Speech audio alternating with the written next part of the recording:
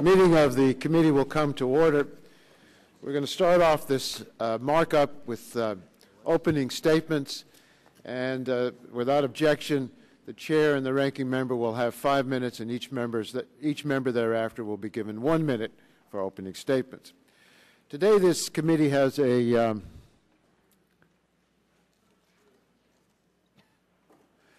big job.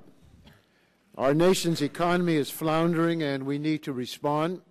We're in a deep and long recession. Our unemployment rate is over 7% and growing. We urgently need an economic recovery package, and we need it immediately. Our committee has jurisdiction over 3 of the major pieces of the economic recovery package, and that is what we will be considering today. The first piece is an investment in expanding broadband Internet access so that businesses and households in rural and other underserved areas can link to the global economy. Broadband investments are important because they have a tremendous multiplier effect on our economy. The second piece involves investments in clean energy technologies. These investments in renewable energy, smart transmission grids, and energy efficiency put people to work, clean our environment, and reduce our dependence on foreign oil. The final and biggest piece involves investments in health. We need to create new jobs by investing in health information technology. We need to help workers hurt by the recession by providing health insurance. And we need to strengthen a key safety net by increasing the federal contribution to Medicaid.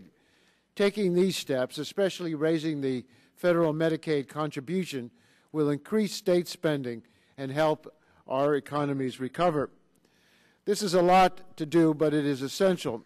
As people lose their jobs, they lose their access to health insurance, and without a regular income, they cannot afford to buy their own coverage. If we don't act now, the recession will accelerate. Over 6 million Americans will lose their health insurance. States will cut Medicaid, and sick, chronically ill, and disabled Americans will be badly hurt. In total, over 50 million Americans could end up without any kind of health insurance at all. Given the magnitude of the economic problems our nation faces, our task today will not be easy. That is why I'm asking for members' cooperation and assistance in moving this legislation forward. We've been given only a short window to consider this package, so we must report this bill by the end of the day.